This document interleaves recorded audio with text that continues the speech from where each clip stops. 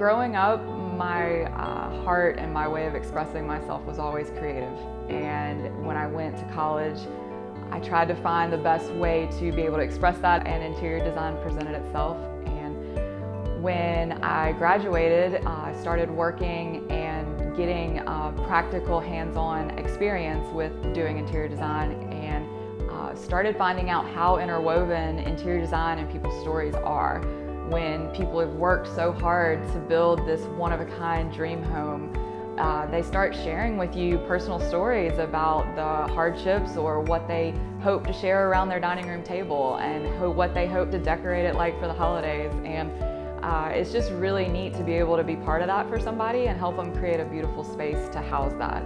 And that's not something I could have learned in school, but the builders that I worked with over the 10 years that I was in new construction helped me learn how to apply what I'd learned in school, but also make sure that it made sense from a construction standpoint, from an architectural review standpoint in these custom neighborhoods, and then from a standpoint of it was exactly what people had hoped for in their new home. So growing up as a child, I always had a really safe environment to come home to. My mom always created an atmosphere of welcoming and just one where we could creatively express ourselves and just be at home and rejuvenate for the next day. My mom always created this bubble for my brother and I to where we could come home, share dinner around the table, and just be together. And so when I had an opportunity to create a profession out of that, it was perfect.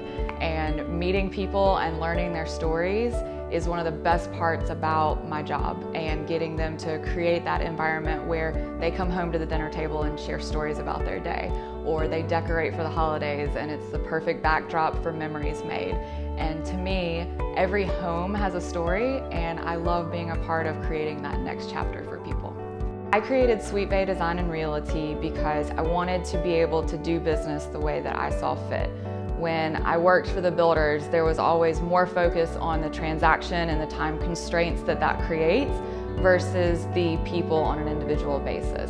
And so whether I'm working with a client from the real estate standpoint or from the design standpoint, I can take the time to get to know their story and hear what's important to them and help create the perfect vision so that we're on the same page with what they had always dreamed would be their home to what actually in reality becomes their home.